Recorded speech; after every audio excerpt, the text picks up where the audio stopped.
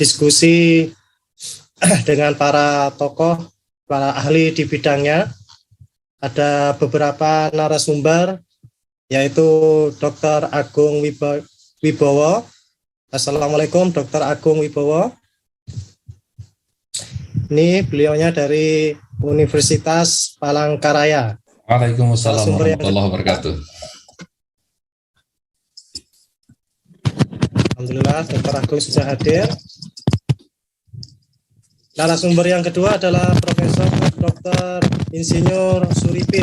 Ini dari Universitas Diponegoro. Assalamualaikum Profesor Suripin. Waalaikumsalam warahmatullahi wabarakatuh.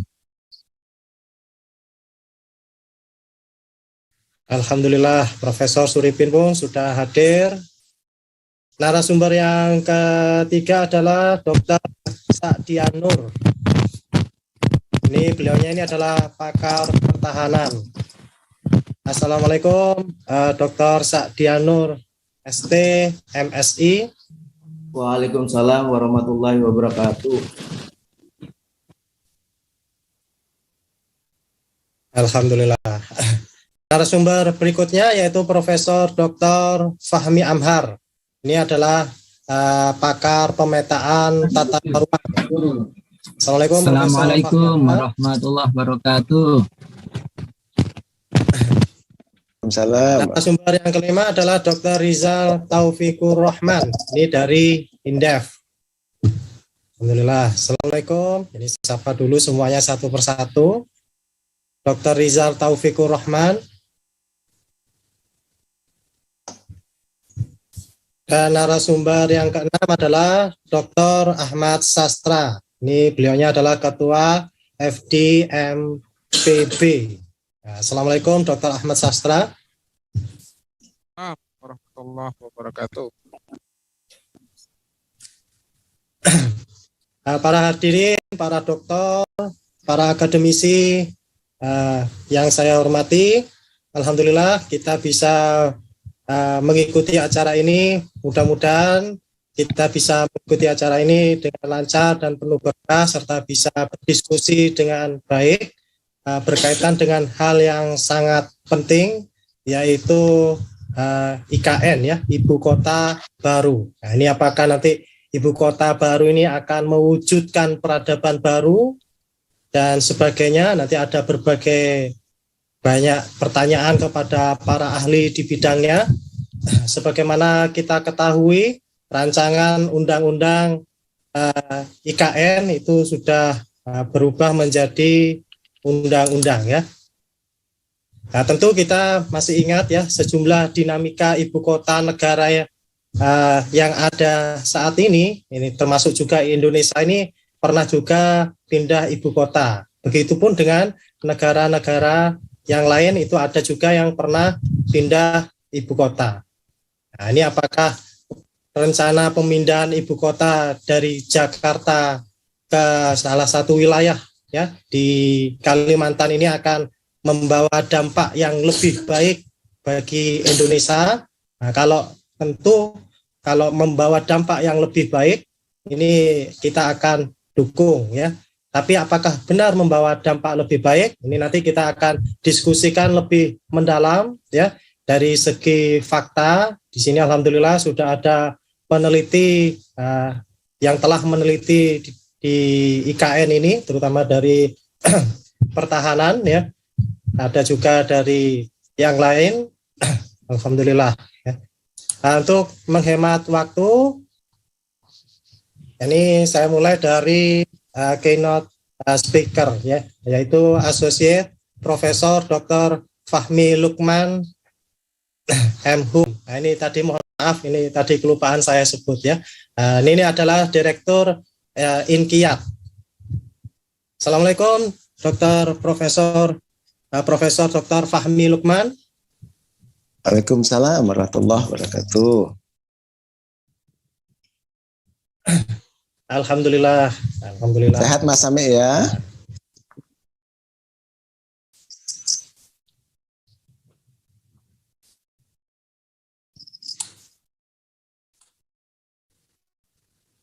Oke. Bagaimana sebenarnya dengan peristiwa pindah ibu kota bagi suatu negara ini, Profesor Fahmi Lukman? Ya, baik. Bismillahirrahmanirrahim. Assalamualaikum warahmatullahi wabarakatuh. Waalaikumsalam warahmatullahi wabarakatuh. Saya belum profesor, saya baru associate profesor ya. Mudah-mudahan jadi doa. Amin, amin, amin. Baik, para profesor, para dokter, dan kawan-kawan yang hadir di ruang Zoom pada pagi hari ini. Alhamdulillah tentu menjadi sangat berbahagia kita bisa bersilaturahmi di ruang Zoom ini. Nah, satu perbincangan yang menarik para dokter dan adalah terkait dengan persoalan IKN ya. Nah, kalau tentu saja persoalan IKN ini sudah kita lihat bagaimana perdebatan yang terkait dengan persoalan perlukah kita pindah ataukah tidak perlu kita pindah ya. Tetapi tentu saja pada kesempatan ini saya diminta untuk menghantarkan ya tentang masalah pindahnya IKN ini ibu kota negara dan bagaimana kemudian terkait dengan persoalan peradaban baru, apakah kemudian kita akan membangun sebuah peradaban baru begitu ya. Nah, saya ingin mengacu terlebih dahulu kepada pembukaan Undang-Undang Dasar Negara Republik Indonesia tahun 1945. Di dalam kalau kita perhatikan di dalam pembukaan undang-undang tersebut tadi, maka yang terkait dengan kemerdekaan Indonesia itu adalah berkat rahmat Allah yang Maha Kuasa ya, dan kemudian itu bagian dari aspek yang terkait juga dengan esensi kehidupan sebuah masyarakat begitu ya, sebuah bangsa, di mana disebutkan agar kita itu berkehidupan kebangsaan yang bebas. Maka dengan ini rakyat Indonesia menyatakan kemerdekaannya. Dari aspek itu maka ada konteks di mana rakyat itu atau masyarakat itu membentuk suatu pemerintahan. Nah, di mana tugas pemerintahan itu adalah melindungi segenap bangsa Indonesia, segenap tumpah darahnya. Kemudian berkonsentrasi untuk memajukan kesejahteraan umum, mencerdaskan kehidupan bangsa. Nah, paling tidak ada dasar yang kemudian kita lihat di dalam pembukaan undang-undang itu yang menunjukkan betapa pentingnya untuk melindungi segenap bangsa dan kemudian tumpah darah Indonesia ini, di samping tentu saja memajukan kesejahteraan. Nah, persoalannya adalah ketika terkait dengan persoalan IKN ini, maka tentu ketika kita hendak membangun sebuah ibu kota yang apakah nanti ini akan menjadi sebuah peradaban baru, maka menurut hemat saya pembangunan sebuah ibu kota dan juga membangun sebuah peradaban baru itu tidak bisa dilepaskan dari persoalan ideologi yang dianut atau diyakini oleh sebuah bangsa begitu ya. Apa sebabnya? Karena ideologi itu adalah sebuah way of life ya. Ideologi itu adalah pandangan hidup sebuah bangsa. Dan kalau dia merupakan pandangan hidup, kalau dia merupakan sebuah ideologi, maka dalam sebuah ideologi itu paling tidak dia memiliki 3 aspek. Yang pertama adalah ideologi itu mencerminkan terkait dengan konsepsi tentang kehidupan. Jadi bagaimana sebuah masyarakat itu memandang tentang kehidupannya. Jadi kalau begitu, bangsa Indonesia memiliki cara pandang tentang kehidupan itu seperti apa. Kemudian yang kedua, bahwa sebuah ideologi atau sebuah pandangan hidup bukan sekedar the set of philosophy, ya, sekedar cuma filosofi yang memiliki bernas, tetapi sebuah filosofi yang juga kemudian terkait dengan dia memiliki solusi terhadap berbagai problematika yang dihadapi oleh manusianya. Jadi kalau dalam bahasa Arab itu disebutkan yu'aliju masyakilil insan. Dia memiliki solusi yang ditawarkan kepada manusia atau kepada masyarakatnya terkait dengan persoalan problem ekonomi, terkait dengan problem sosial, problem politik, termasuk juga problem pertahanan keamanan dari masyarakat itu, termasuk juga menjawab persoalan budaya, menjawab persoalan peradaban. Jadi aspek yang kedua dari sebuah ideologi itu adalah dia memiliki solusi terhadap problematika itu. Nah, ini yang menjadi penting menurut hemat saya. Kenapa? Karena apakah kita memiliki solusi terhadap problematika yang kita hadapi, ataukah sebenarnya kita sedang mengadopsi satu ideologi yang lain, begitu ya, yang memang bertentangan dengan cara pandang masyarakat dan bangsa Indonesia. Kemudian yang ketiga, bahwa sebuah ideologi itu juga kemudian terkait erat dengan karena dia menjadi sesuatu yang diyakini oleh masyarakat atau bangsa itu, maka ideologi itu memiliki karakter terkait dengan apa? Terkait dengan adanya sebuah metode di mana ideologi itu disebarkan, disampaikan, atau dalam bahasa yang lain didakwahkan kepada masyarakat yang lain, agar kemudian ideologi itu juga dianut oleh masyarakat yang lain, begitu.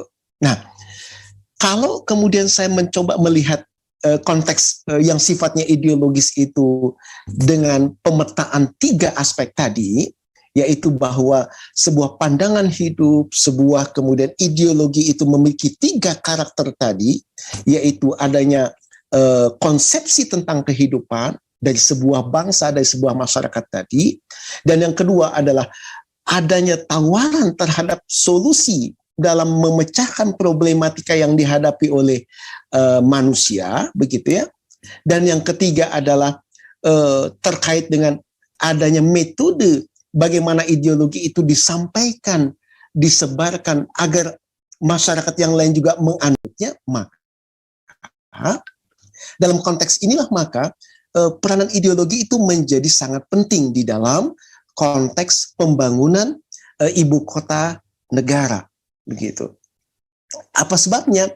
Karena memang ibu kota negara itu mencerminkan pandangan hidup sebuah masyarakat.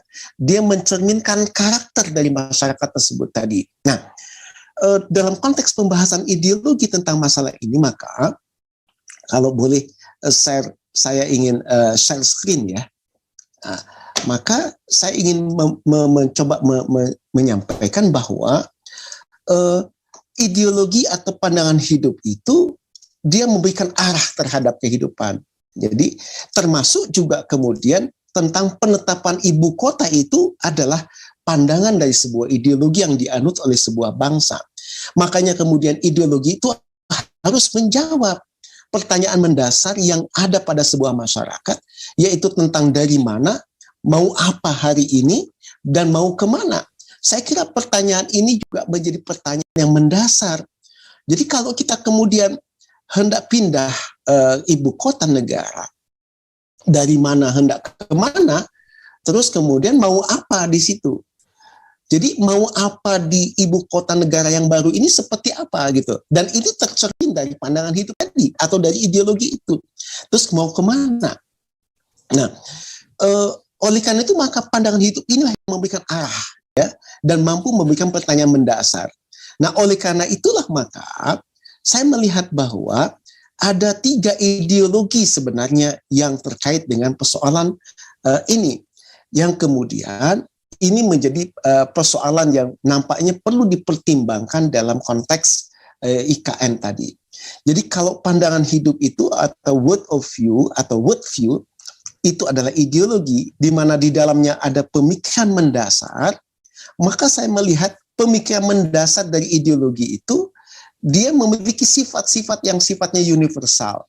Makanya tadi saya sampaikan bahwa sebuah ideologi memiliki pemikiran menyeluruh dan mendasar, kemudian memiliki solusi atas problematika kehidupan masyarakat manusia atau bangsa tersebut tadi, dan juga memiliki metode di dalam menyebarkan pemikirannya.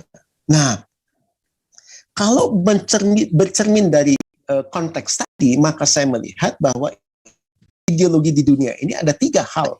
Yang pertama ada Islam, yang kedua ada kapitalisme, liberalisme, sekularisme, dan yang ketiga adalah sosialisme, komunisme, dan ujungnya adalah ateisme.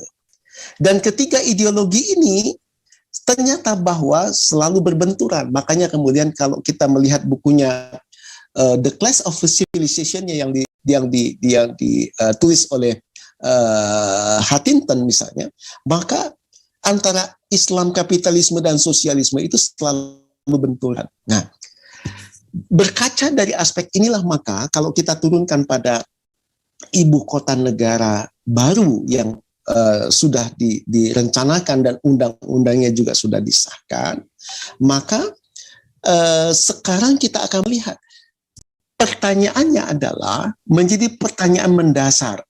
Apakah kemudian kepindahan ibu kota negara itu dari Jakarta ke Kalimantan ini, itu kemudian tergambarkan di dalam konsep ideologi dari sebuah bangsa ini, yaitu tentu saja bangsa Indonesia ya.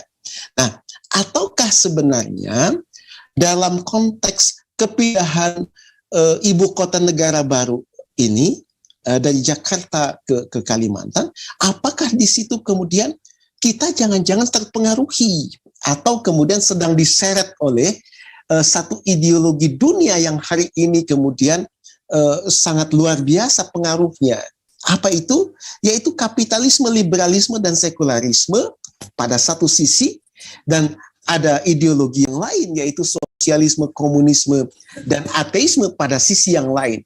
Yang ini dimainkan oleh negara-negara adidaya begitu, yang berupaya untuk mempengaruhi sebuah masyarakat, sebuah bangsa. Jadi dalam konteks ini maka menurut hemat saya kita perlu hati-hati di dalam konteks untuk pemindahan ibu kota negara. Tentu saja pertimbangannya mesti matang, pertimbangannya mesti baik, terencana dengan baik, karena itu juga mencerminkan dari ideologi dari sebuah masyarakat atau sebuah bangsa. Nah, dalam konteks ini maka tentu kita tidak ingin bahwa kepindahan ibu kota negara itu disebabkan oleh pengaruh dari ideologi asing dalam hal ini, yaitu apa? Kapitalisme, liberalisme, dan sekularisme. Kenapa? Karena ideologi asing ini atau kapitalisme dan liberalisme itu adalah ideologi yang rakus begitu. Ideologi yang kemudian dia mengkooptasi segala aspek yang dimiliki oleh sebuah bangsa atau sebuah negara yang lain begitu. Dan dia memiliki hegemoni, hendak menguasai seluruh aspek tersebut tadi dari sebuah negara atau sebuah bangsa. Termasuk juga dalam hal ini ideologi sosialisme, komunisme, dan ujungnya adalah ateisme. Ini juga merupakan satu karakter ideologi yang rakus yang kemudian akan mencelakakan sebuah masyarakat atau sebuah bangsa. Kemudian kita mengadopsi paham seperti ini atau berada di bawah kekuasaan ideologi sosialisme, komunisme. Nah, oleh karena itu maka pertimbangan-pertimbangan yang sifatnya ideologi ini menurut hemat saya menjadi satu aspek yang sangat penting begitu ya. Kenapa? Karena ideologi atau pandangan hidup sebuah masyarakat itu adalah mencerminkan dari apa yang akan terjadi nanti di ibu kota negara yang baru tadi. Nah, oleh karena itu maka pertimbangan terkait dengan persoalan geografi, persoalan geologi, persoalan kemudian sosial politik, persoalan ekonomi, persoalan juga yang tidak kalah seriusnya adalah persoalan pertahanan keamanan.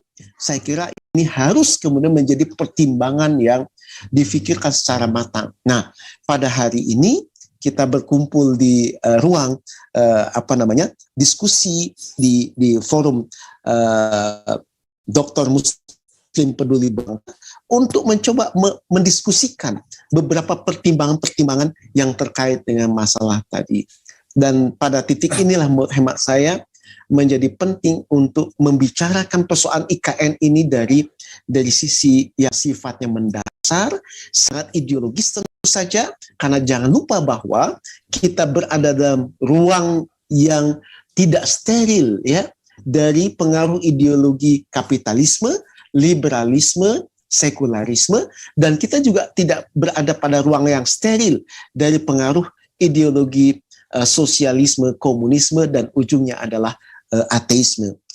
Disinilah maka kemudian menurut hemat saya penting menjadi pertimbangan-pertimbangan terkait dengan kepindahan tadi. Di samping tentu pertimbangan-pertimbangan yang sifatnya teknis, persoalan geologi, geografi, kemudian juga sosial politik, kemudian termasuk pertahanan dan keamanan. Saya kira itu pengantar yang saya ingin sampaikan dalam konsep bagaimana pendekatan yang sifatnya ideologis menjadi pertimbangan di dalam konteks, sehingga kemudian kita sebagai bangsa tidak terhegemoni oleh ideologi-ideologi asing yang justru akan merugikan dari bangsa dan masyarakat ini. Kenapa? Karena tugas dari konteks pemerintah adalah terkait dengan aspek ini adalah untuk melindungi segenap bangsa Indonesia, seluruh tumpah darah Indonesia, dan untuk memajukan kesejahteraan umum dan mencerdaskan kehidupan bangsa. Saya kira itu poin yang menurut hemat saya ingin disampaikan pada pagi hari ini. Terima kasih. Assalamualaikum warahmatullahi wabarakatuh. Terima kasih Associate Profesor Dr. Fahmi Lukman. Ini menarik sekali ya, pemindahan ibu kota negara ini berkaitan dengan hal yang sangat fundamental, yaitu berkaitan dengan ideologi. Nah, tadi sudah dibeberkan berbagai fakta juga ya berkaitan dengan ideologi-ideologi yang ada di dunia, yaitu kapitalisme dan juga sosialisme ini bersifat rakus dan bahkan cenderung menjajah ya. Walaupun itu neo-imperialisme, tapi ini sangat merugikan. Lalu bagaimana? Ini adakah ideologi yang sangat bagus untuk diterapkan oleh manusia? Ini bagaimana ini Prof? Yang ideologi yang sangat sesuai yang diterapkan manusia, yang ini bisa membawa peradaban manusia itu menjadi peradaban yang jauh lebih baik. Ya, kalau berubah menjadi peradaban buruk tentu tidak kita inginkan semuanya. Oke, monggo Profesor Fahmi Lukman.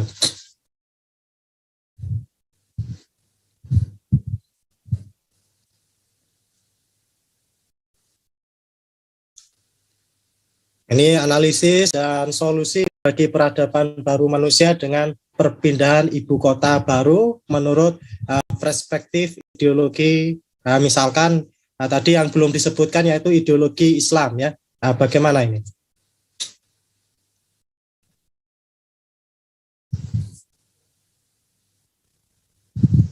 Masih di mute?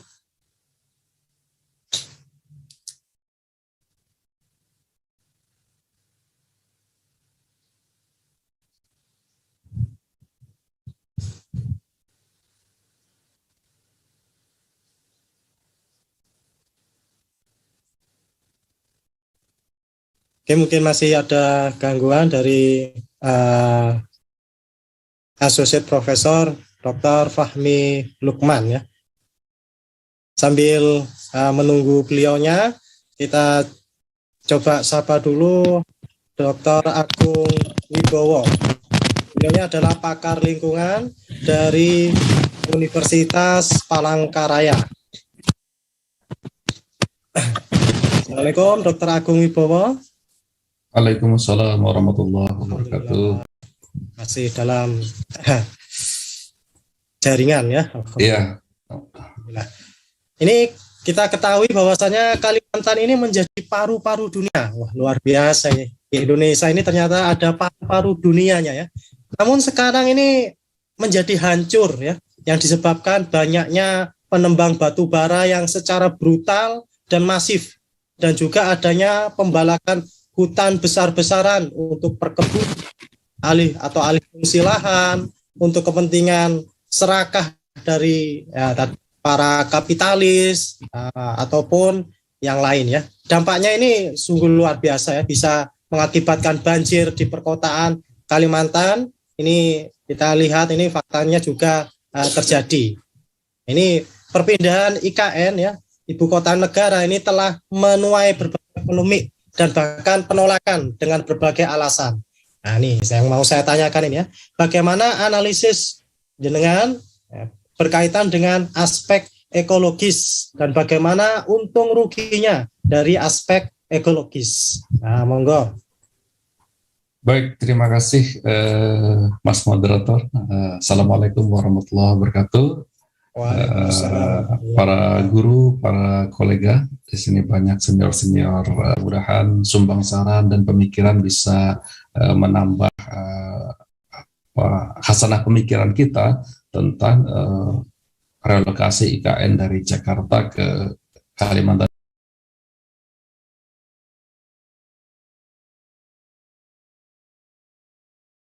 Timur. Izin saya akan share screen ya. Monggo.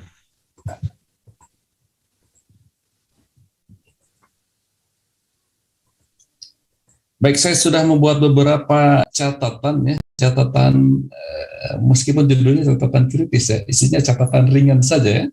Aspek ekologis dari proyek IKN ini. Pertama ingin kita refresh kembali konsep apakah yang ingin dibangun di IKN ini. Kalau kita membaca presentasi dari Bappenas, terlihat bahwa kawasan yang akan dibuat itu menggunakan konsep Smart Forest City ya. Jadi ini gambarnya kurang lebih seperti ini ya. Jadi Smart Forest City. Jadi kawasan kota yang bersuasana hutan. Nah, beberapa target pencapaiannya saya highlight yang aspek ekologis saja ya. Itu disebutkan bahwa area itu akan memiliki kawasan hijau sebesar 70 sampai 75%. Kawasan hijau ya. Ini belum tentu kawasan berhutan ya, pohon-pohon besar, tapi bisa juga perdu ya. Kemudian 50% merupakan tempat konservasi tanaman lokal Kalimantan. Jadi ada tanaman-tanaman yang akan ditanam di sana dari seluruh Indonesia, 50% tanaman lokal Kalimantan akan ada di sana. Jadi semacam kebun rayanya ya. Kemudian 30% tanaman lokal Indonesia direncanakan hadir di sana dan seterusnya. Jadi memang ini kota taman juga konsepnya hutan ya. Nah, ini muncul di dokumen yang disampaikan oleh PU. Jadi ini kurang lebih penampakan hunian ya untuk pejabat setingkat menteri. Ya. Ini kayak di pedesaan ini ya.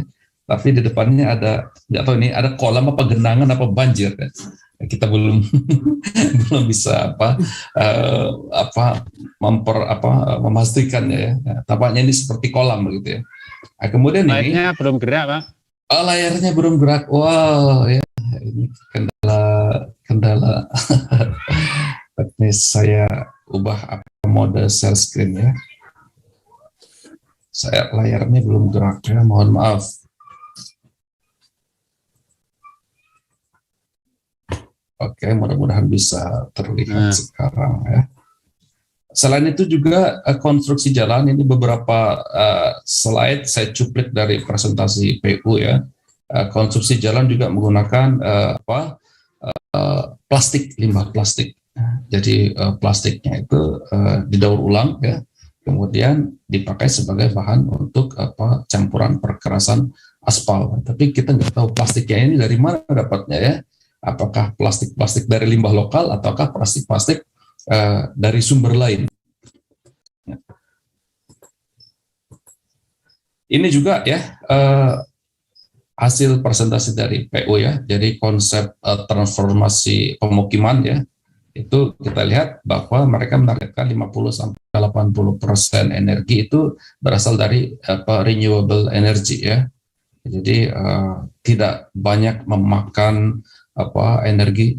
Kemudian ya konsep kotanya 10 minute city ya. Ini mungkin meniru di Korea Selatan ya, 15 minute city.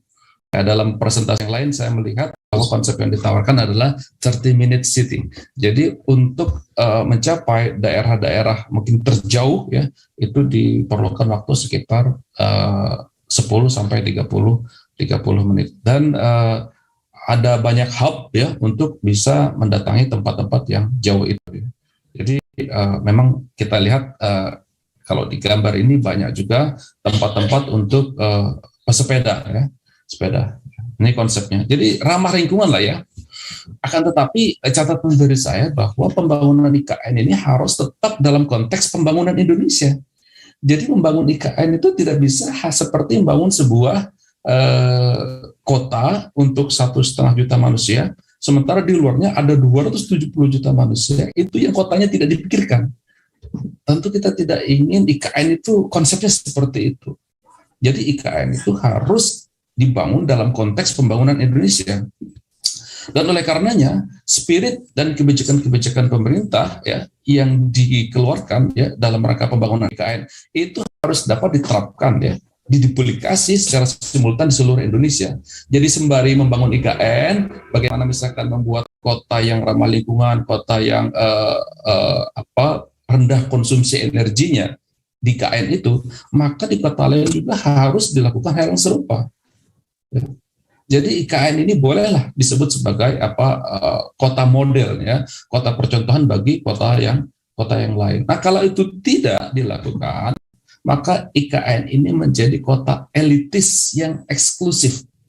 Jadi hanya untuk orang-orang tertentu ya dengan kriteria tertentu yang bisa masuk di situ. Dan kalau seperti ini menurut saya tidak ada gunanya kita membangun ibu kota negara. Kalau akhirnya akan menjadi kota yang elitis dan eksklusif.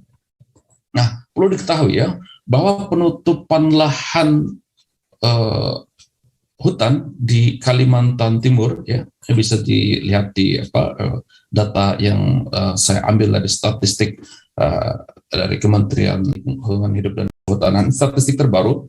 Di situ disebutkan bahwa ya 31% ya dari areal lahan tanah di Kalimantan Timur dan Kalimantan Utara, masih digabung ya Kalimantan Timur dan Kalimantan Utara, itu 31%-nya hutan primer. Jadi 70% itu bukan hutan primer. Hutan primer itu adalah hutan perawan ya, hutan yang belum pernah di logging gitu ya, hutan yang belum pernah diekstrak. Nah, tetapi 31% lahan yang bertutupan hutan primer itu mayoritas ada di kawasan hutan konservasi dan hutan lindung. Ya, kalau kita lihat di sini ya, hutan konservasi dari areal sekitar 1,4 juta, itu 1,2 jutanya masih hutan primer. Ya. Kemudian untuk hutan lindung dari 2,7 juta hektar, ya 2,1-nya masih berupa hutan primer. Tetapi untuk kawasan hutan lainnya seperti hutan produksi, ya, ini hanya sekian ratus hektar saja, hampir tidak ada tutupan hutan primernya, ya di sini ya. Ya, demikian juga dengan hutan produksi yang dapat dikonversi, hampir tidak ada hutan primernya. Apalagi APL, APL ini sedikit sekali, hampir dikatakan tidak ada, tidak signifikan. Jadi di Kalimantan Timur ini yang bukan merupakan hutan konservasi dan hutan lindung itu bisa dianggap hampir tidak ada hutan primernya. Artinya bisa jadi itu hutan rusak ataupun bisa jadi itu adalah kawasan yang tidak memiliki tutupan pohon. Nah, salah satu hal yang sangat unik di Kalimantan Timur, dia potensi mangrove-nya besar sekali ya. Di Kalimantan Timur ini adalah provinsi kedua ya yang memiliki potensi mangrove terbesar. Ya. Potensi mangrove-nya terbesar. Ya. Nah, ini kita lihat ini adalah ini adalah urutan di provinsi di Indonesia yang memiliki kawasan mangrove lebat. Jadi mangrove itu ada mangrove lebat, ada mangrove sedang, ada mangrove jarang. Mangrove lebat ini Kalimantan Timur memiliki luasan yang nomor 4 di Indonesia. Sementara untuk potensi habitat mangrove-nya dia nomor 2.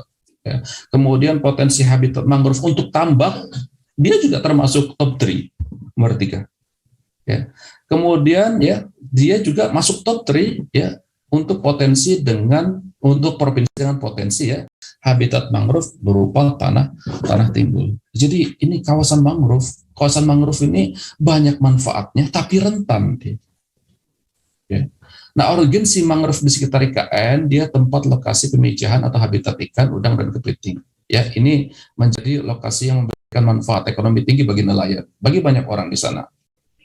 Nah, jadi memang mereka banyak hidup di sana. Nelayan-nelayan itu banyak di Kalimantan Timur ya. Sampai lokasi yang ditetapkan lokasi tempat mencari ikan oleh nelayan itu ditetapkan oleh pemerintah sebagai kawasan konservasi. Sebelumnya tidak. Ini juga memicu konflik dengan petani ya. Nah, ancaman pembangunan IKN di lokasi itu, yang pertama kerusakan hutan di daerah hulu itu mempengaruhi sumber pakan ikan, udang dan kepiting. Ya, jadi di daerah hulu itu kan ada semacam serangga-serangga yang bertelur, telurnya itu kemudian terbawa arus sungai ya, ke arah hilir dan itu menjadi pakan ikan, udang dan mangrove. Penelitian menyebutkan bahwa ya kawasan yang hulunya itu hutannya rusak itu terjadi penurunan populasi ikan di daerah hilirnya seluruh dunia ya. Di Australia juga, di Eropa juga, di Indonesia juga begitu. Ya. Apalagi kalau ada penambahan erosi tanah dan sedimentasi di daerah hulu, ini bisa mengganggu juga populasi ikan. Belum lagi meningkatnya suhu perairan. Ya, karena ada pembangunan fisik, kemudian juga mungkin buangan limbah, segala macam, itu ya potensial sekali untuk mengganggu populasi ikan yang ada di daerah hilir. Jadi ini harus diwaspadai. Menurut saya permasalahan pemerintah dalam bangunan IKN dari sisi lingkungan ini adalah masalah legitimasi. Pemerintah itu tidak memiliki legitimasi yang kuat di tengah masyarakat untuk bisa menguatkan pendapatnya, menguatkan program-programnya bahwa ini akan terrealisasi sesuai dengan apa yang direncanakan, sesuai dengan foto-foto yang kita lihat indah tadi. Ya. Karena track record sebelumnya itu tidak memadai. Ya.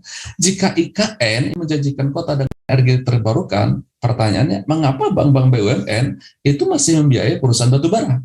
Ini yang banyak diprotes oleh kawan-kawan dari aktivis lingkungan. Padahal batubara ini adalah penyumbang emisi kedua setelah hutan. Jadi program pemerintah membangun kota ramah lingkungan, di sisi lain BUMN itu tidak ya support ya terhadap program-program yang menjaga lingkungan. Kemudian ya abu batubara itu tidak dikategorikan lagi berbahaya dan beracun, menyusul diundangkannya Undang-Undang Cipta Kerja. Jadi ini tidak masuk lagi. Ini juga menjadi concern para aktivis lingkungan. Ya. Di Undang-Undang IKN juga disebutkan, bukan disebutkan, hilang ketentuan luas minimal 30% kawasan hutan pada suatu daerah. Undang-undang sebelumnya menyatakan bahwa luas hutan minimal dalam suatu daerah itu adalah 30%. Ini dihilangkan. Kata pejabatnya, ya kalau tidak disebut 30%, itu kan bisa 40%, bisa 50%, bisa 60%, gitu ya. Tetapi pada faktanya seringkali tidak begitu, ya. Dan itu fakta yang berulang, ya, berulang kali begitu, ya. Tidak disebut 30, kan bisa juga 20, 10. Nah, jadi seperti baja gitu ya, kadang-kadang ngeles-ngeles gitu ya. Peraturan pemerintah ya, peraturan Menteri Lingkungan Hidup dan Kehutanan nomor 24 tahun 2020 ya, tentang penyediaan kawasan hutan dan pembangunan food estate ini sudah diterbitkan. Ya, ini juga menjadi payung, walaupun konteksnya berbeda, saya tapi ingin meng-highlight bahwa ya ada semacam inkonsistensi di sini. Jadi kalau untuk membangun food estate itu kawasan hutan bisa dialokasikan untuk kegiatan itu, ya, dilepaskan untuk APL. Sebenarnya tidak apa saja, tidak mengapa. Dan itu biasa saja, menurut saya bisa saja. Akan tetapi ya, kenapa kalau untuk kepentingan pemerintah ya itu mudah dilakukan, tetapi untuk kepentingan yang menyangkut hajat hidup orang banyak itu sulit dilakukan. Poin saya di situ. ya. Sehingga kita sulit menemukan argumentasi bahwa IKN ini ya akan membawa konsep ramah lingkungan jika kebijakan-kebijakan yang ada sebelumnya itu tidak pro lingkungan. Ya. Nah, menurut saya belajar dari penanganan COVID ya faktor terpenting dalam mewujudkan kota ramah lingkungan apakah namanya green city, forest city atau smart city, forest city, itu adalah mengubah perilaku manusianya. Ini adalah faktor terpenting. Jadi perilaku yang harus diubah, bukan kotanya. Walaupun kota juga penting ya. Desain kota bisa kemudian mendrive perilaku manusia. Tetapi perilaku manusia juga tidak bisa diabaikan, harus juga diubah ya. Baik itu di kota maupun di desa. Dan untuk mengubah perilaku manusia itu kan tidak perlu pindah ibu kota. Ya. Pemerintah bisa menunjuk beberapa daerah sebagai lokasi percontohan seperti dulu menjadikan Provinsi Kalimantan Tengah sebagai provinsi percontohan program RED. Sayangnya itu tidak berhasil karena kurang sosialisasi sehingga kesannya program itu elitis. Jadi yang tahu bahwa di Kalimantan Tengah ini ada program RED itu hanya pejabat-pejabat mungkin kalangan akademisi, orang-orang yang umum itu tidak mengetahui. Jadi tidak mendapatkan dukungan publik. Nah, kita bisa belajar dari penanganan COVID-19 gitu ya. Pemerintah begitu masif untuk mengkampanyekan penerapan 5M itu cuci tangan, pakai masker, jaga jarak, menjauhi kerumunan, mengurangi mobilitas Ini di mana-mana dilakukan secara masif dengan dana yang demikian besar juga, melibatkan banyak stakeholder. Nah, kenapa hal serupa ini tidak dilakukan untuk mengedukasi masyarakat untuk menciptakan kota ramah lingkungan, menolak barang-barang yang merusak, misalkan kalau plastik itu menolak kemudian mengurangi juga penggunaan bahan-bahan yang merusak, melakukan daur ulang, penggunaan ulang memperbaiki dan recycle. Nah, ini juga sebenarnya bisa dilakukan apalagi sekarang juga masih pandemi, sehingga 5M dan 5R ini bisa disinergikan kan. Kalau ini dilakukan, saya pikir kota-kota ramah lingkungan hidup yang sehat itu bisa kita capai secara keseluruhan bagi rakyat Indonesia, tidak hanya di IKN. Itu beberapa hal yang menjadi catatan saya, sehingga pada intinya poin dari saya adalah kalau pemerintah ingin membuat kota yang ramah lingkungan menjadi percontohan bagi seluruh kota-kota di Indonesia, boleh-boleh saja. Akan tetapi itu tidak dikhususkan untuk IKN. Sebaliknya itu harusnya dilakukan seluruh kota di Indonesia. Mudah-mudahan dengan momentum pandemi ini bisa menciptakan gerakan yang massal di seluruh Indonesia untuk melakukan perubahan sikap, perubahan perilaku. Demikian beberapa poin yang bisa saya sampaikan. Terima kasih.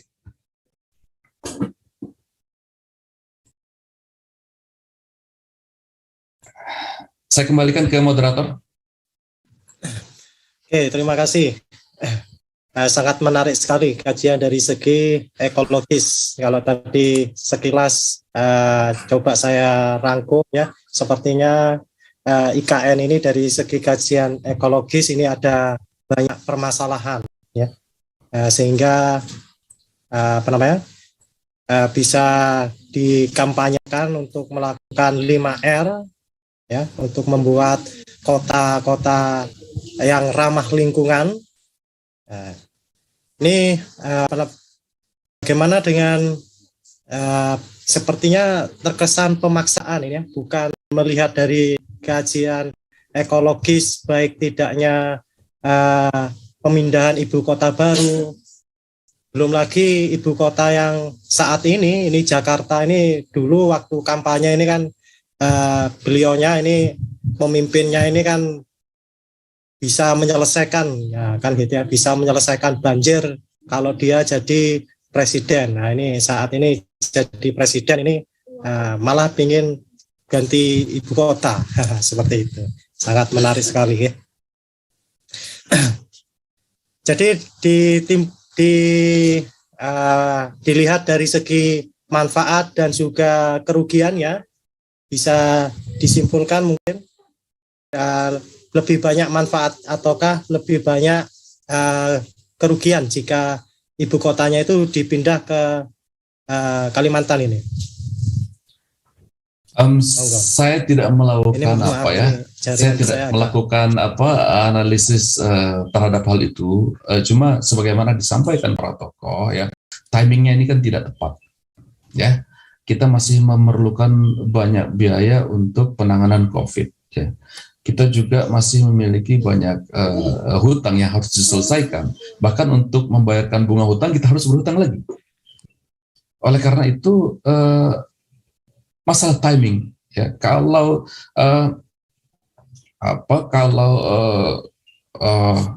pembiayaan itu bisa dipenuhi, ya, dengan tidak berhutang, dengan tidak memberatkan masyarakat, kemudian keadaan masyarakat juga sudah cukup membaik, saya pikir mungkin penolakan itu tidak terlalu besar, ya. Apalagi kalau pemerintah juga membuktikan dengan kebijakan-kebijakannya bahwa konsep yang akan dibuat di IKN itu juga pada saat yang sama bisa diterapkan di daerah lainnya. Nah, ini kan tidak, sehingga sangat kuat sinyalmen dari masyarakat, dari para tokoh, ini kan proyek untuk oligarki, dan bantahan untuk itu kan tidak cukup kuat dari pemerintah, bantahan untuk itu.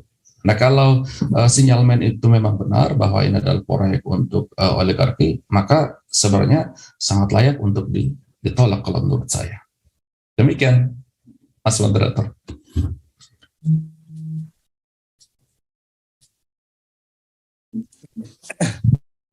Terima kasih Dr. Agung Wibowo atas informasinya, pencerahannya. Semoga bermanfaat.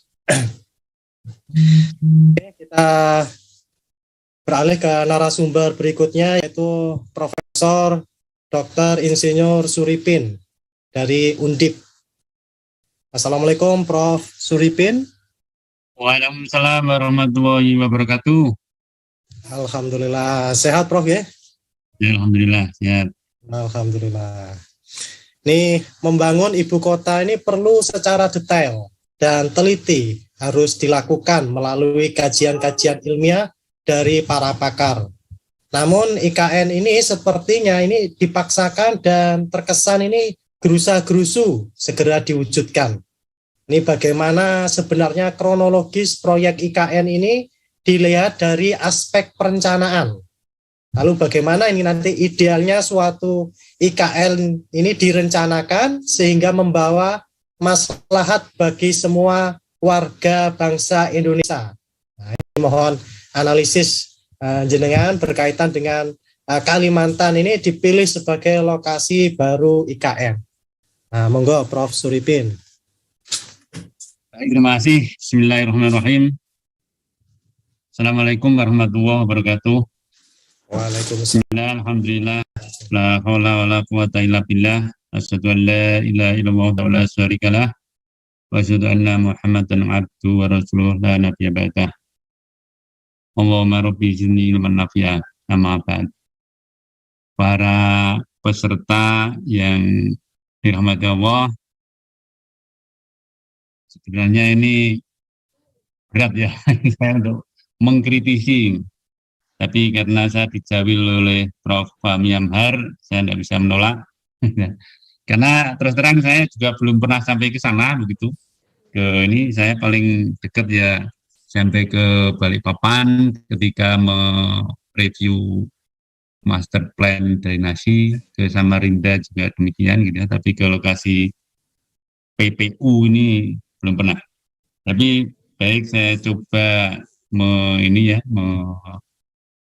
review sedikit tentang materi yang disampaikan oleh Prof. Fahmi Amhar ke saya. Saya akan ini share screen gitu ya.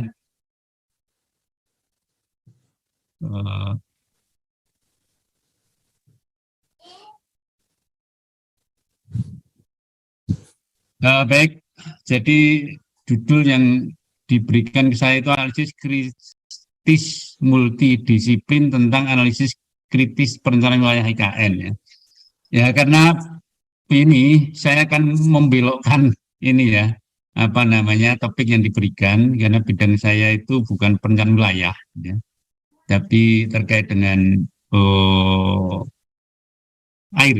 Mudah-mudahan ya sedikit nyambung gitu, antara perencanaan wilayah dan air, karena lahan dan air itu tuh kan boleh dikatakan dua sisi yang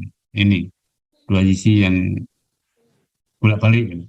Kalau bicara air tidak lepas dari bicara lahan, ya, wilayah. Kalau bicara wilayah berarti yang menyangkut air. Dan perlu kita ketahui bahwa salah satu alasan kuat pindah ibu kota itu kan bahwa di Jakarta khususnya, Jawa pada umumnya itu mengalami krisis air, ya. Krisis air untuk air bersih dan juga bencana yang ditimbulkan oleh air. Nah, ini menjadi salah satu alasan ingin pindah ibu kota. Nah, sehingga saya ya membelok ke situlah, ke air gitu ya, membelok ke air.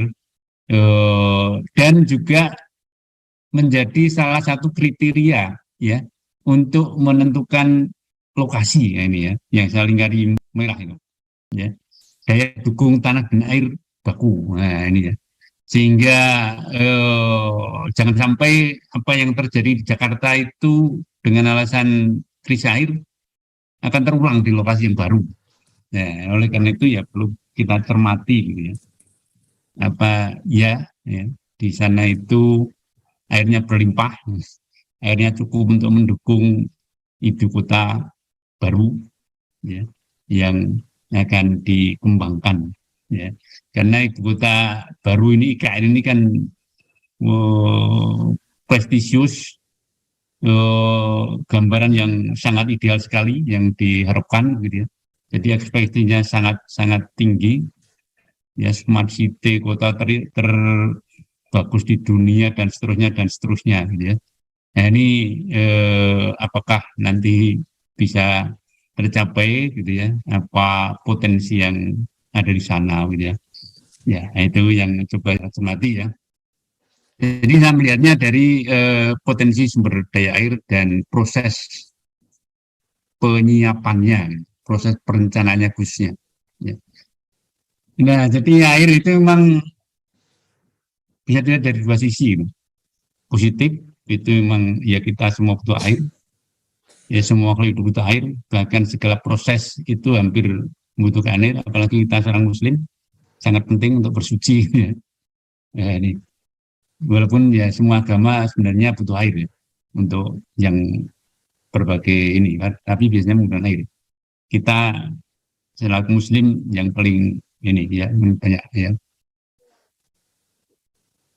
Dan dari sisi negatif ini juga air itu sampai saat ini itu masih juga sering dianggap sebagai pemicu bencana, ya. Banjir, keringan, tanah longsor, sumber penyakit dan sebagainya. Ya. Nah, ini menjadi penting, jangan sampai lari di Jakarta karena masalah air, nanti di tempat yang baru juga bermasalah dengan air. Realitanya gitu ya, realitanya yang kita rasakan sekarang sampai saat ini ya, 77 tahun merdeka itu belum ada satupun wilayah di negeri ini ya, apakah wilayah administrasi atau wilayah sungai atau das gitu ya, yang telah berhasil mengelola sumber daya air yang ideal. Ideal itu ya positifnya itu semuanya terpenuhi, negatifnya bisa dihindari, dinegatifkan ya, diminimkan ya. Jadi belum ada ya yang ideal, aman dan berkelanjutan. Ini lagi yang berkelanjutan ini belum kelihatan. Yang dapat dijadikan rujukan gitu ya. Mau seperti apa sih dalam mengelola air? Contohnya aja belum punya, belum ada. Gitu. Mau mengacu kemana? Gitu ya. Nah, ini yang menjadi pertanyaan besar. Akan seperti apa sih nanti pengelolaan airnya? Gitu. Kalau contoh nanti potensinya ada. Gitu ya. Nah, saya ambil dari ini dokumen yang ada bahwa di sana itu nanti akan ada air baku dari 3 waduk. Waduknya sudah ada katanya gitu ya. Kemudian 2 waduk yang akan direncanakan, 4 sungai dan 4 daerah aliran sungai. Nah, ini yang perlu kita lihat gitu ya. Apakah kenyataannya seperti itu. Nah, ini yang perlu kita cermati. perlu kita dalami gitu ya. Nah, secara teoritis memang potensi atau potret sumber daya air yang ada di KN ya, yang ada di KN itu air permukaannya itu sungainya itu kecil sebenarnya ya. Nanti bisa kita lihat dari peta karena di sana itu masuk wilayah Sungai Mahakam ya.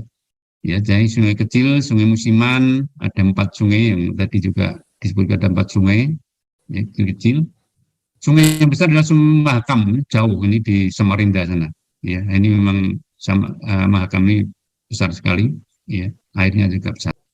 Kemudian air tanah, ya, dari beberapa studi dari disertasinya Pak Andang Baktiar juga menyebutkan bahwa di sana itu air tanahnya minim.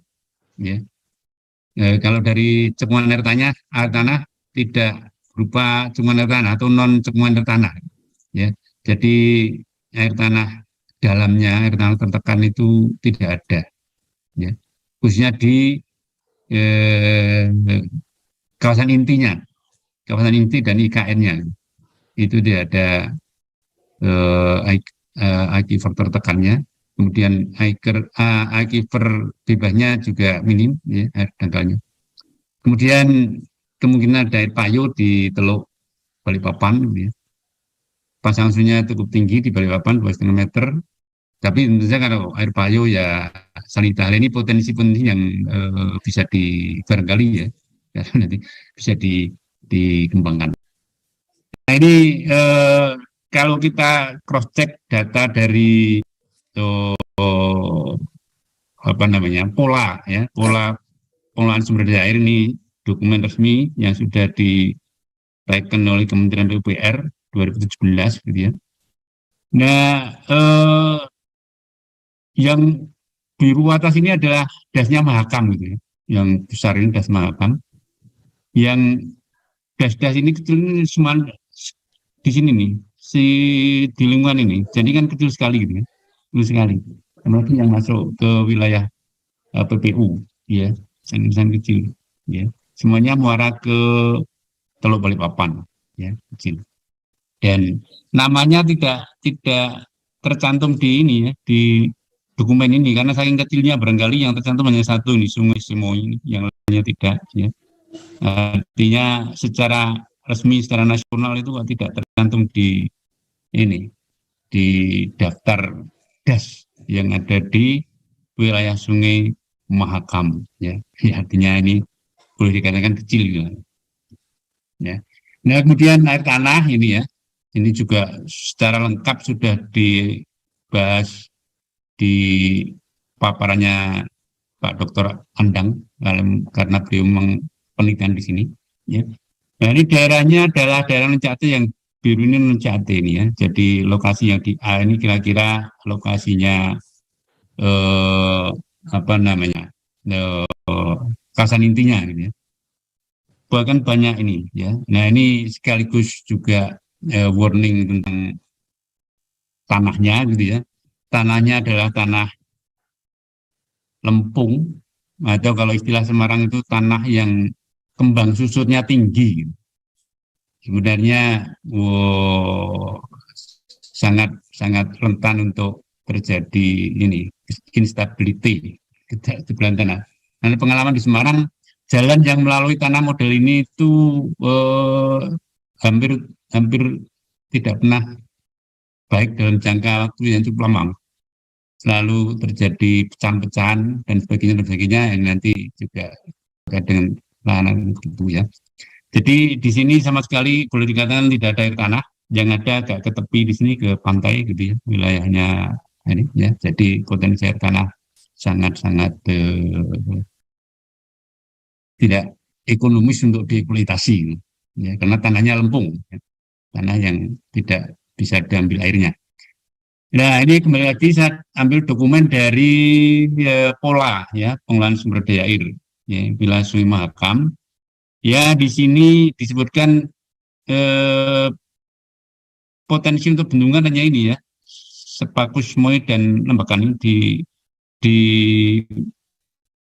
Penajam Pasir Utara ya, ada 2 ini ya. Dua ini ya, itu saja karena sungainya kecil ya waduknya tidak terlalu besar. Nah, yang direncanakan di dokumennya pemerintah gitu ya, dari eksekutif Semeru ini, wah ini ada sekian ini gitu. Ya, sehingga tidak ini tadi ya, melebihi dari tadi. Kalau dari pola itu kan sebenarnya dianalisis dari potensi dulu, kemudian butuh sarana apa ya. Nah, ini tadi ya, Sepakus semua ini yang terwadai di sana. Kalau di sini ada banyak. Nah, di sini juga direncanakan nih akan mengambil air dari Mahakam nih. Padahal jauh sekali nih. Ini kan cukup jauh ya, mengambil Mahakam ke kawasan sini ya. Ada yang jauh ya. Tapi ini yang tampil adalah seperti ini. Nah, kan menurut saya itu yang bisa saya ekstrak, yang bisa saya ambil dari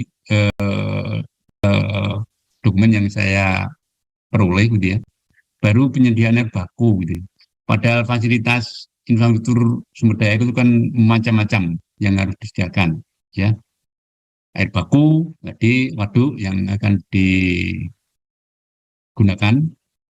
Kemudian kedua bangunan intik tadi yang cukup jauh dari Mahakam. Kemudian informasi tentang penyediaan bersihnya, bagaimana akan dibuat dan sebagainya, ini belum ada informasi, apalagi sistem pengendalian banjir ya. Nah, kalau bicara sistem pengendalian banjir pasti harus didahului dengan master plan mengacu ke pola tadi gitu ya. Dan juga early warning sistemnya seperti apa, kemudian sistem drainase perkotaannya seperti apa, karena tadi kan maunya kota yang hijau, kota yang berkelanjutan, sehingga master plan drainase-nya juga drainase perkotaan berkelanjutan gitu ya. Itu belum kelihatan ya di dokumen-dokumen yang saya baca. Kemudian sistem drainase lingkungan, sistem air limbahnya seperti apa. Nah, ini belum surplus dan utilitas yang lain gitu ya. Ya. Nah, ini sebenarnya semuanya harus dalam satu integrasi ya, yang padu gitu ya, sehingga sekali itu didesain dan dilaksanakan nanti tidak dibongkar-bongkar lagi ya, seperti pengalaman-pengalaman yang sudah ini. Salah satu infrastruktur mengganggu yang lain gitu ya. Nah, ini harusnya tidak akan terjadi seperti itu, karena katanya akan menjadi kota percontohan, kota yang masa depan, yang smart dan sebagainya ini ya. Sehingga semua infrastruktur harus terintegrasi dan terpadu. Dan yang paling menjadi bahan pertanyaan bagi saya adalah ini ya. Apakah ketersediaan data untuk pengenalan infrastruktur sumber daya air itu betul-betul mendukung ya. Nah, ini dari pengalaman sekian lama saya gitu ya, yang sering juga ikut dalam kegiatan perencanaan infrastruktur sumber daya air, itu yang namanya data itu sangat sulit, sangat kurang memadai gitu ya. Nah, ini yang menjadi pertanyaan, sehingga apakah tadi yang diprogramkan sedemikian itu nanti bisa betul-betul terpenuhi. Kalau tidak kan bangunan kosong gitu ya. Banyak data yang harus disediakan, dan ini dalam waktu singkat saya kira tidak mudah untuk ini, khususnya data hidrologi. Itu kan butuh data seri yang panjang. Ibu kota itu kan harus aman terhadap banjir, paling tidak banjir 100 tahunan, kalau perlu banjir 1000 tahunan ya, untuk bisa mengenerate atau mendapatkan data banjir yang skala ulangnya tinggi, yang diperlukan data seri yang panjang ya. Nah, ini saya yakin ketersediaannya belum ada ya, belum ada. Demikian juga data-data yang lain ya. Ini.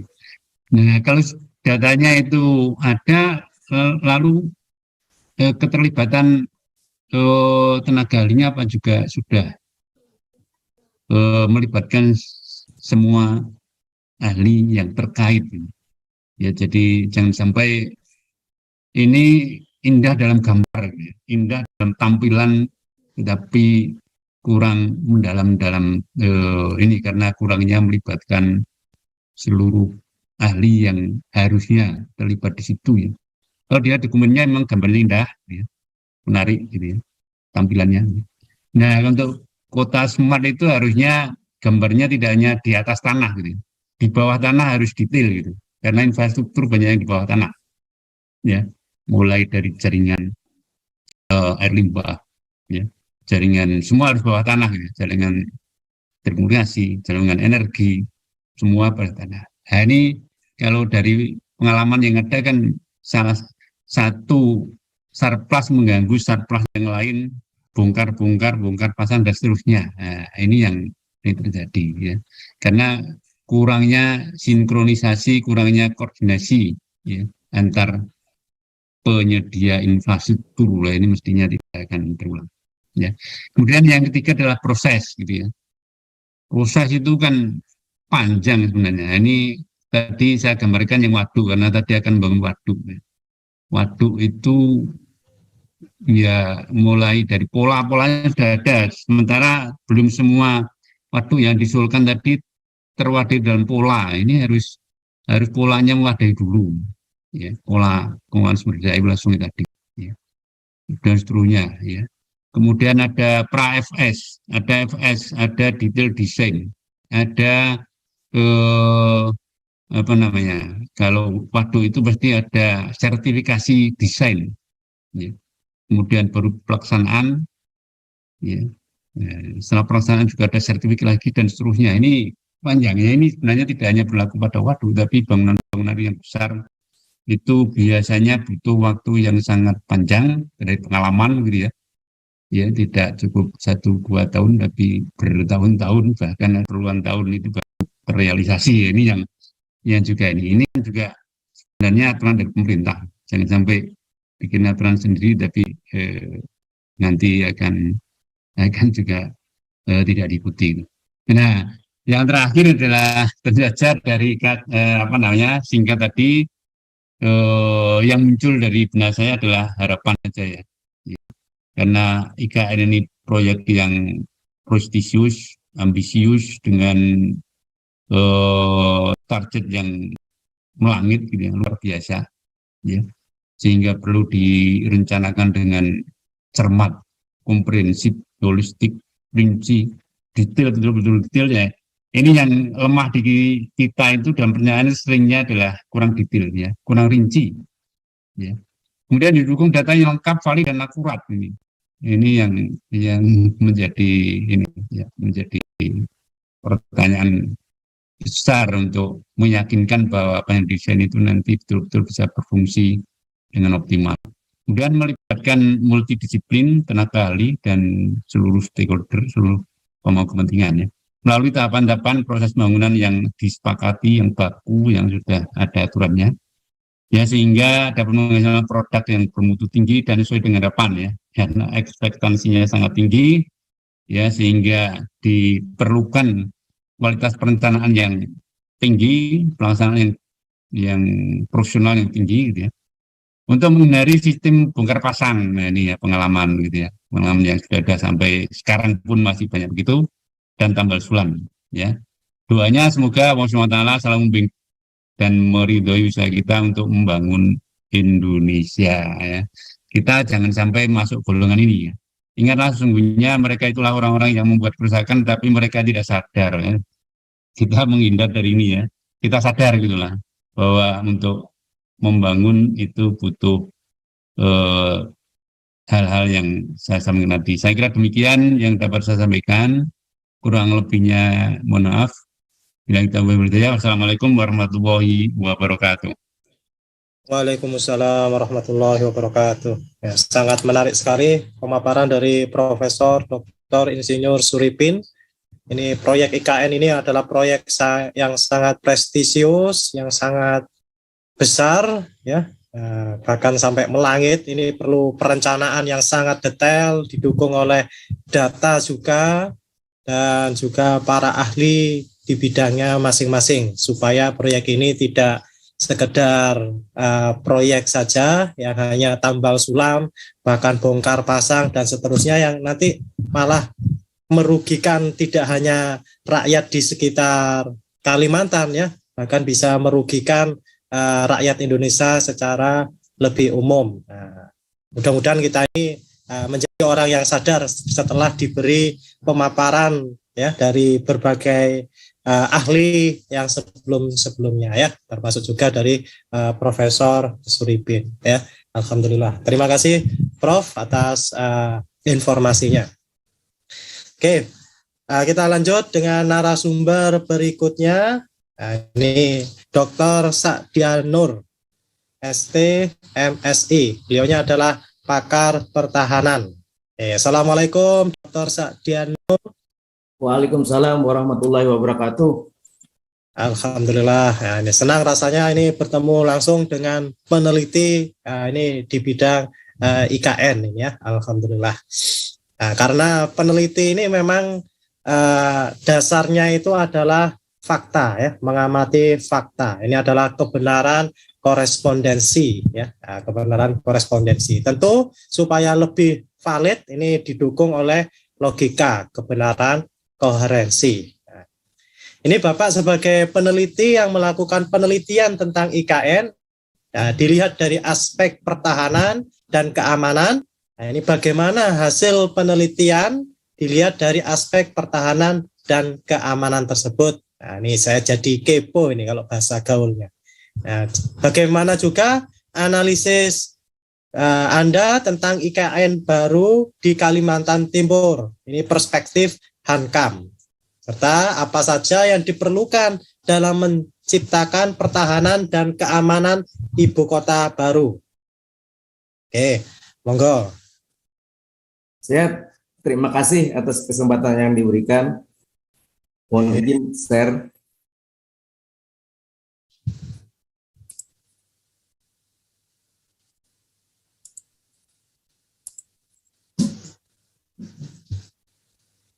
Assalamualaikum warahmatullahi wabarakatuh. Waalaikumsalam warahmatullahi wabarakatuh. Allahumma sholli ala Muhammad. Yang saya hormati para profesor senior di sini, Prof. Suripin. Saya sebenarnya agak gugup ini karena buku-buku beliau saya pakai buat perencanaan drainase kota. Kemudian Prof. Fahmi Amar sebenarnya beliau ini dosen di tempat kami. Jadi ini terima kasih kesempatan yang diberikan. Kemudian di sini terkait analisis tentang pertahanan negara, mohon izin saya dengan judul penelitian saya model intelijen geospasial pertahanan negara lokasi calon ibu kota baru negara Republik Indonesia.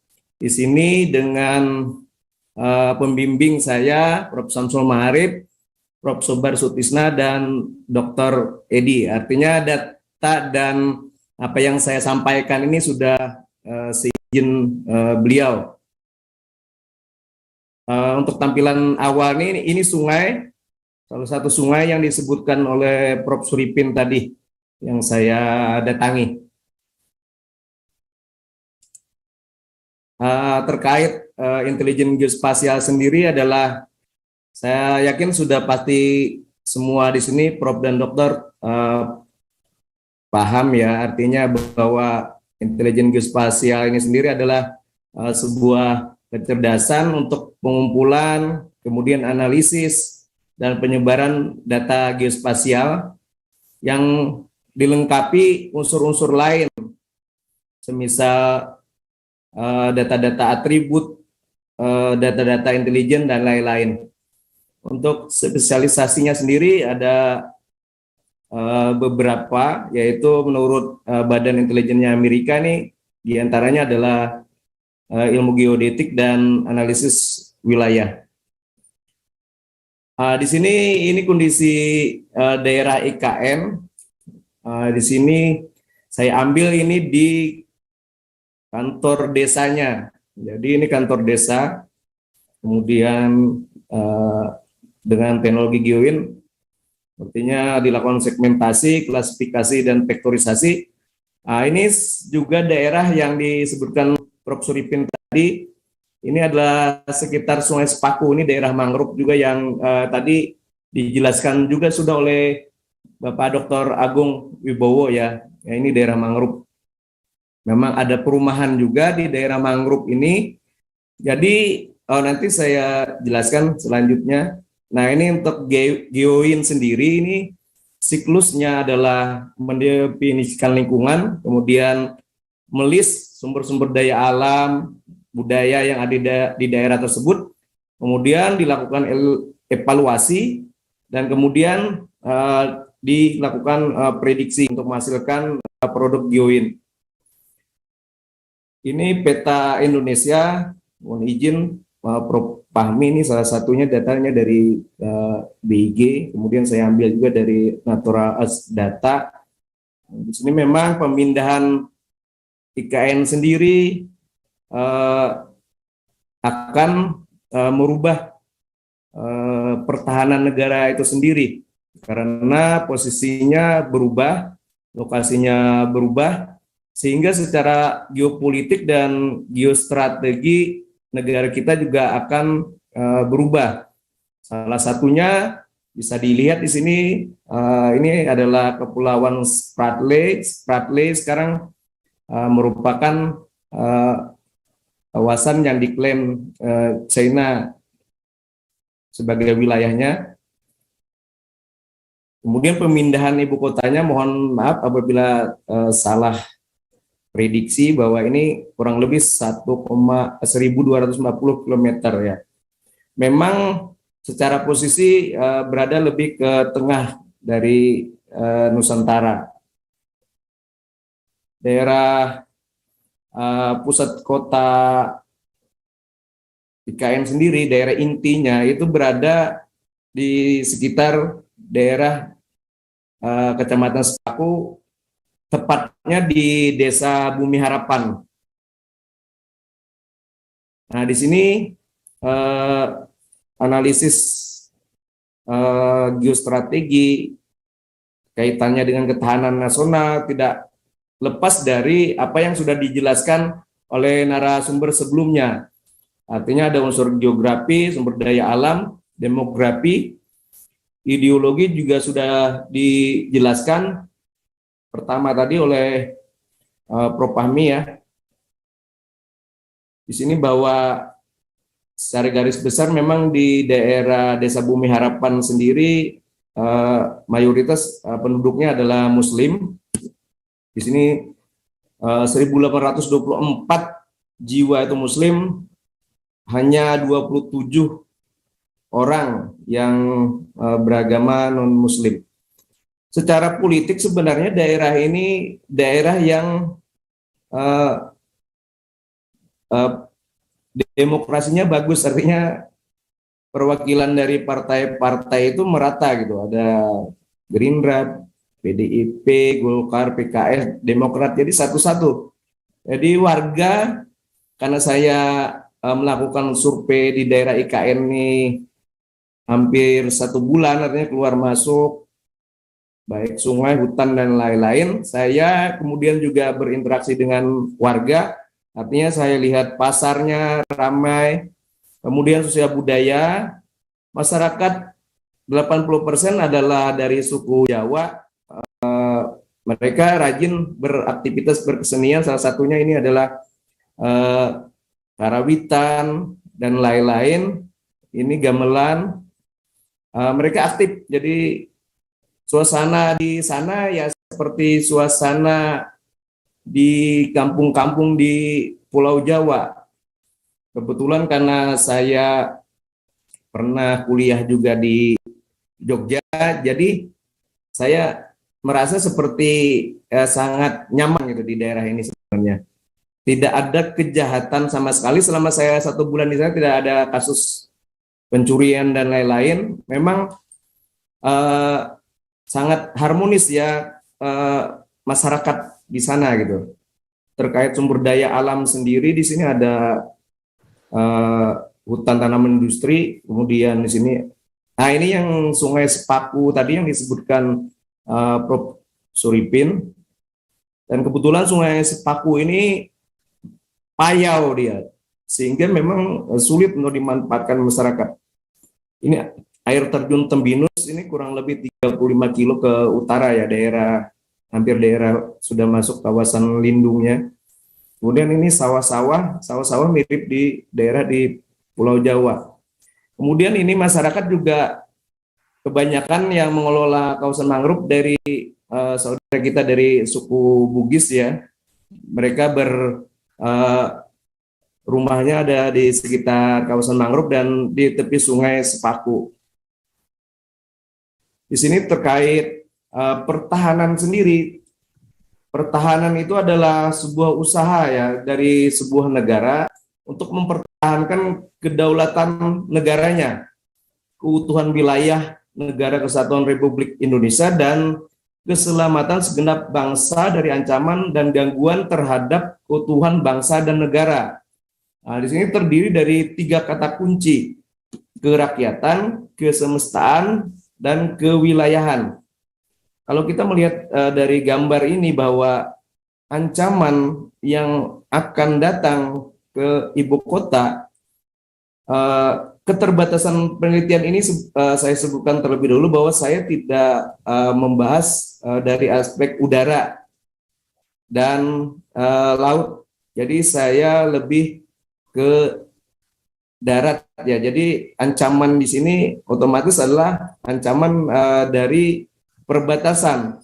Karena seperti kita ketahui di tahun 62-an kita pernah berkonfrontasi ya dengan negara tetangga, dan negara tetangga itu dibantu oleh pasukan-pasukan khusus. Seperti Inggris itu ada SAS, kemudian Australia dan Selandia Baru. Nah, mereka otomatis juga sudah terlatih ya di daerah-daerah yang berhutan ini. Memang berbeda dengan Putrajaya. Kalau Putrajaya secara geografis memang ada juga tekanan dia dari darat, artinya berbatasan dengan di sini dengan Thailand ya. Kemudian dari sisi lautnya juga dia memang lebih rentan kalau saya lihat di sini. Kalau kita kan dia harus memasuki Alki 2 dulu. Nah, di sini mungkin saya tidak akan membahas terlalu dalam ke arah ini. Artinya saya sebagai orang sipil mungkin hanya mengungkapkan data-data yang tidak ada kaitannya dengan data-data rahasia. Artinya data ini setiap orang bisa mengambil atau mengunduhnya gitu dari berbagai sumber. Itulah kunci dari teknologi GeoIN itu sendiri. Nah, di sini terkait pemindahan ke Kalimantan Timur sendiri sudah disebutkan di dalam kebijakan umum pertahanan negara, yaitu di sini disebutkan bahwa penataan sistem pertahanan militer secara terpadu termasuk di wilayah Kalimantan Timur sebagai lokasi baru ibu kota negara. Jadi di sini dari Kementerian Pertahanan sini sudah menyebutkan bahwa lokasi ibu kota baru adalah di Kalimantan Timur. Tadi sudah dijelaskan juga secara historis ya bahwa ibu kota sendiri wacana pemindahannya dan memang sudah pernah pindah beberapa kali termasuk ke Jogja, kemudian ke Bukit Tinggi. Namun pada saat itu pemindahannya masih memang dalam suasana artinya dipaksa oleh keadaan. Perpindahan lain seperti Myanmar, kemudian ada Brazil. Myanmar sendiri pindah ibu kota karena memang dia berkonfrontasi dengan Amerika ya waktu itu junta militernya, sehingga sangat rawan apabila ibu kotanya di daerah perairan, karena kita tahu bahwa Amerika memiliki kekuatan armada lautnya sangat kuat gitu. Nah, di sini mohon koreksi juga apabila saya terjadi kekeliruan, namun mata geospasial saya melihat bahwa desain kawasan pemenang Nagara Rimba Nusa dengan desainnya Nyoman Warta itu berbeda lokasi. Jadi kalau yang Nagara Rimba Nusa itu lebih ke sebelah selatannya Jalan Poros ini ya, artinya dia menggunakan konsep perairan gitu. Dia dari Sungai Sepaku masuk ke saluran, dan data di lapangan harus hati-hati juga karena Sungai Sepaku ini, karena saya beberapa kali ke pinggir ini ya dengan warga lokal, bahwa ini daerah banyak buaya gitu, buaya muara, payau. Sehingga harus hati-hati juga membuat saluran ke dalam. Ini fakta di lapangan. Fakta di lapangan bahwa Sungai Sepaku ini banyak buayanya gitu. Nah, kalau perbedaan desain ini bisa dilihat ya, bahwa di sini daerah danau kalau yang versi Nagara Rimba. Tapi kalau desainnya Nyoman Warta, saya pikir lebih ke atas ya, dari Jalan Poros. Jadi lebih ke utara. Nah, ini apakah benar? Mungkin di sini mungkin ada Prof dan dokter yang lebih paham lah. Kalau saya melihat memang berubah ini desain. Nah, ini saya coba melakukan overlay ya. Jadi ini dari Nagara Rimba tadi, saya overlay, ini jalan porosnya, ini sungai. Nah, ini sungai Sepaku nih. Ini Sungai Sepaku. Kemudian ini jalan poros. Kemudian ini data-data semua dari media online ya Pak. Jadi bukan dari data-data yang bersifat rahasia gitu. Nah, setelah saya identifikasi di lapangan, ini menurut saya inilah istana, dan kebetulan sepertinya benar gitu. Nah, kalau di masyarakat, versi masyarakat, mereka mengira di titik yang pertama ini, karena ini Menara Sudarmono namanya, dinamakan Menara Sudarmono karena dulu pada saat kawasan hutan ini dibuka, yang pertama kali datang ke sana adalah Wakil Presiden Sudarmono. Di sini dulu lokasi helipadnya dia. Nah, ketinggiannya 162, sedangkan ketinggian untuk lokasi istana. Jadi fokus di pertahanan pertamanya itu selalu mencari di mana istana presiden, karena istana itu adalah center of gravity. Jadi pasti orang pertahanan itu akan mencari awalnya di mana istana presiden. Karena dari sanalah nanti pangkal pertahanan itu dimulai. Jadi lapisan pertahanan itu ada 7 lapis. Lapisan terdalam itu otomatis adalah istana presiden. Itu yang pertama harus dilindungi. Nah, kalau saya lihat ini elevasi 85. Mohon nanti kajian juga dari Prof. Suripin. Sedangkan Waduk Bendungan Semoy itu elevasinya 40. Jadi saya sudah melakukan pengukuran ini menggunakan GPS geodetik. Waktu itu dihubungkan dengan Inakors. Prof. Fahmi Amhar pasti lebih paham. Sedangkan menurut warga dan dari ahli GIS dari perusahaan di sini, bahwa banjir 15 Juni 2019 itu sampai dengan batas HTI ini. Ini batas HTI-nya, hutan tanam industri. Logikanya kalau misalnya sampai dengan batas HTI, otomatis yang 3 ini desain ini sulit gitu loh. Artinya mungkin akan kebanjiran.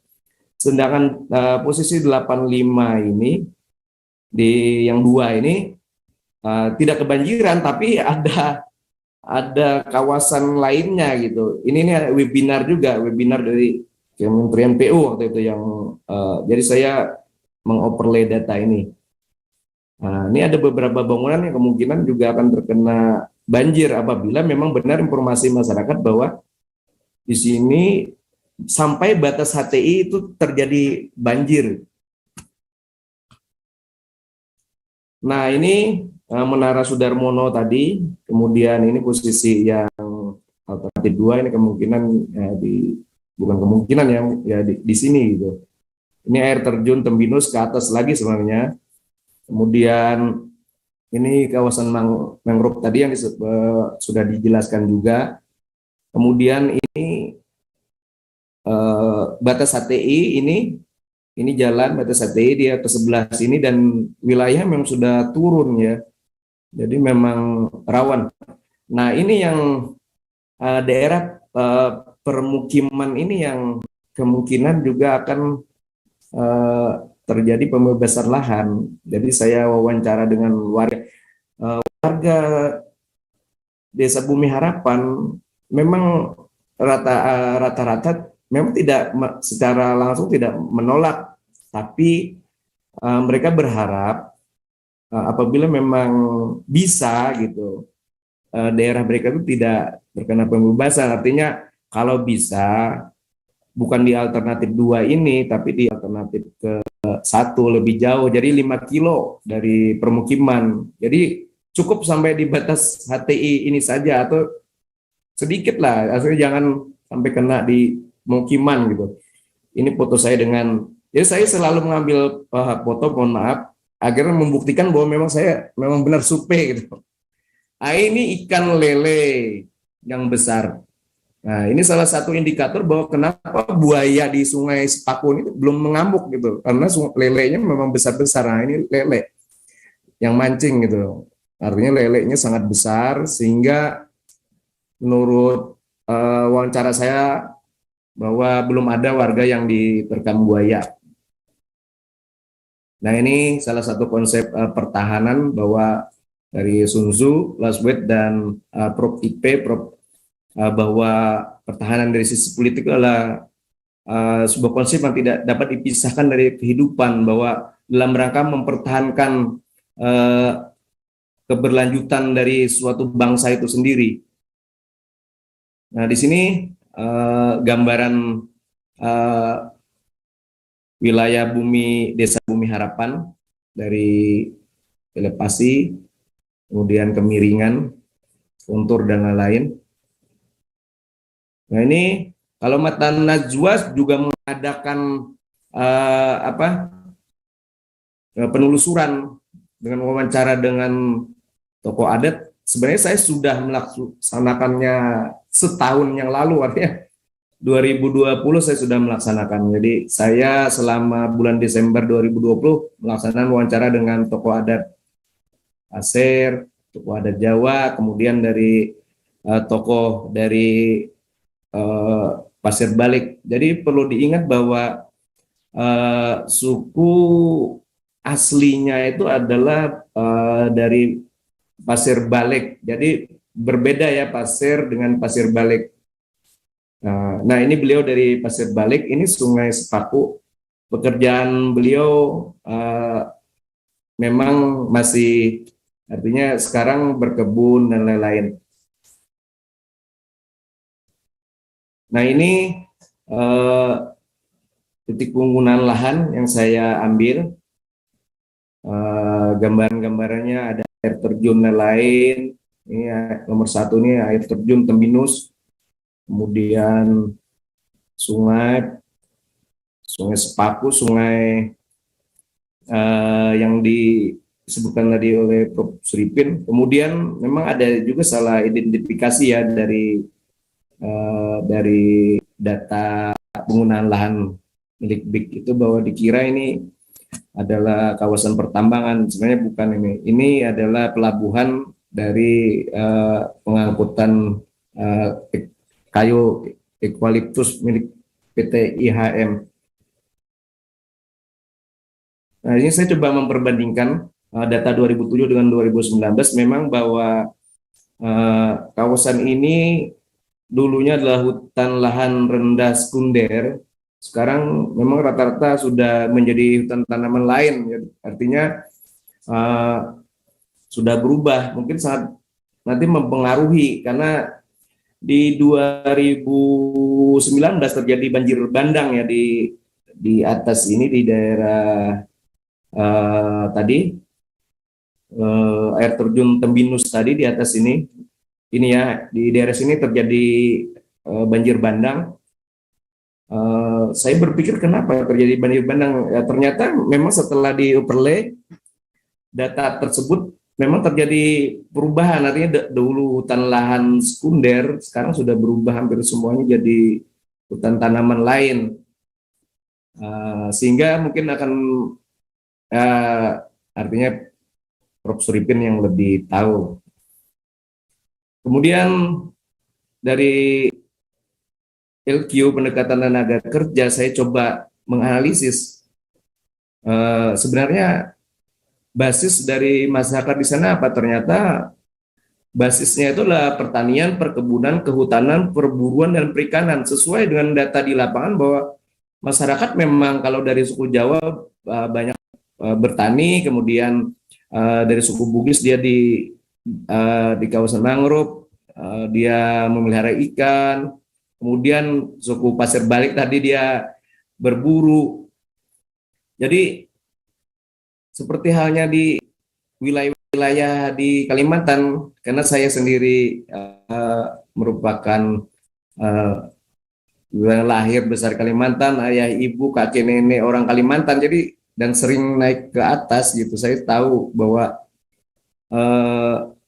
budaya kami memang berburu gitu, berburu, kemudian berladang, mengambil dari hutan, dan tidak mengenal namanya kadang sertifikat dan lain-lain. Sehingga kalau ditanya ini tanah siapa, sudah sertifikat belum, mungkin warga rata-rata tidak mempunyai sertifikat gitu. Mungkin itu salah satu yang harus menjadi kearifan lokal dari kasus ini, karena mungkin warga tidak bisa membuktikan bahwa mereka memiliki lahan tersebut.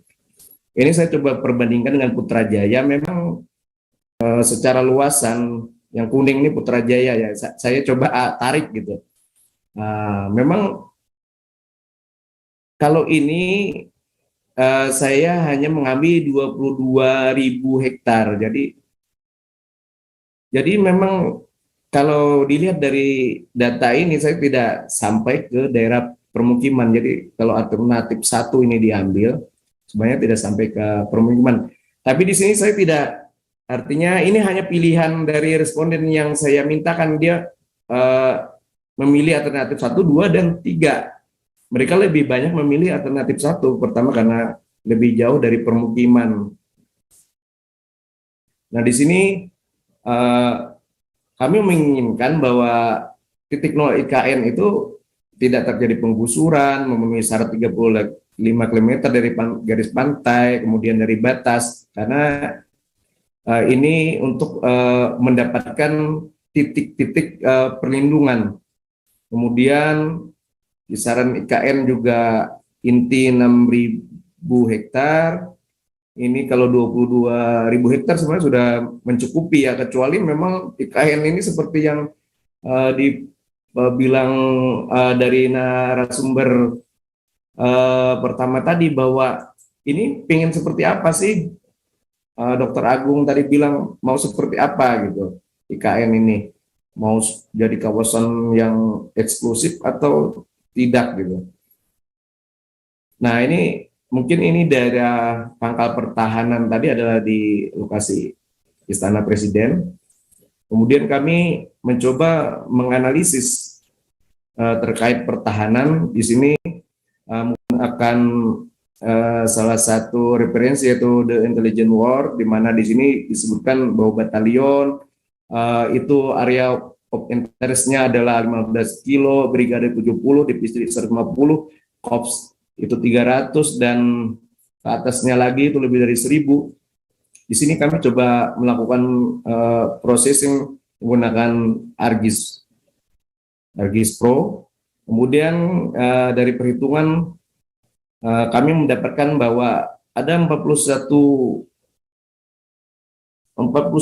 juta hektar yang daerah yang masih belum tercover dari daerah pertahanan. Jadi kami ini kumpulkan data dari keseluruhannya, ada dari Kodam, Kodim, Kuramil, Pusbatas, Brigade, Batalion, semua diambil, kemudian dilakukan proses geoprocessing sampai dengan menghasilkan data ini. Jadi ini memang masih lebih berfokus ke pertahanan darat. Karena memang kita juga secara Sis Hankam Rata, kehebatan kita Sis Hankam Rata begitu sampai ke level terendah sampai desa. Tapi untuk instalasi militer sendiri memang harus ditambah.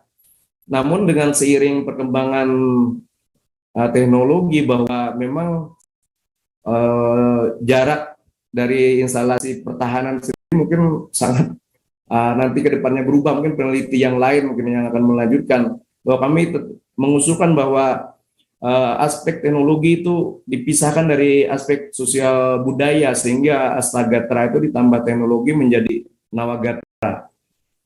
Nah, di sini hasil analisis kami bahwa memang alternatif yang desain itu kurang memenuhi dari aspek pertahanan. Dari sisi jarak dengan garis pantai, kemudian juga elevasinya kurang dari 50 mdpl, sangat berbahaya apabila terjadi banjir.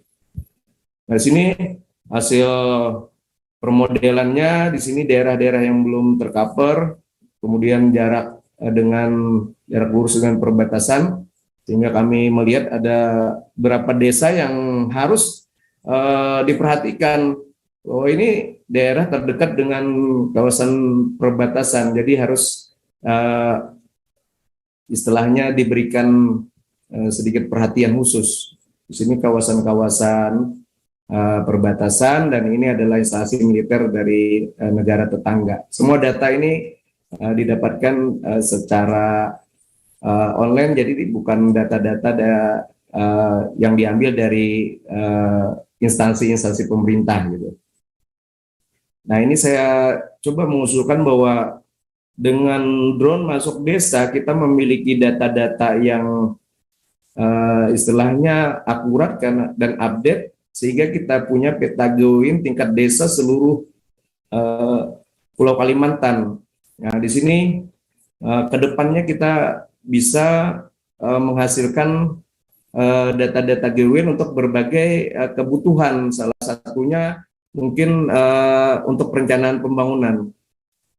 Nah, dari kesimpulan bahwa data geoin sangat penting untuk melaksanakan Sis Hankam Rata, sehingga kedepannya memang untuk kawasan ibu kota adanya daerah yang belum tercover pertahanan harus dipenuhi alpal hankamnya. Mungkin itu ada biaya yang harus dimasukkan ke dalam anggaran pemerintah. Demikian yang bisa kami sampaikan. Salah hilap mohon dimaafkan. Assalamualaikum warahmatullahi wabarakatuh. Waalaikumsalam warahmatullahi wabarakatuh. Alhamdulillah ya, data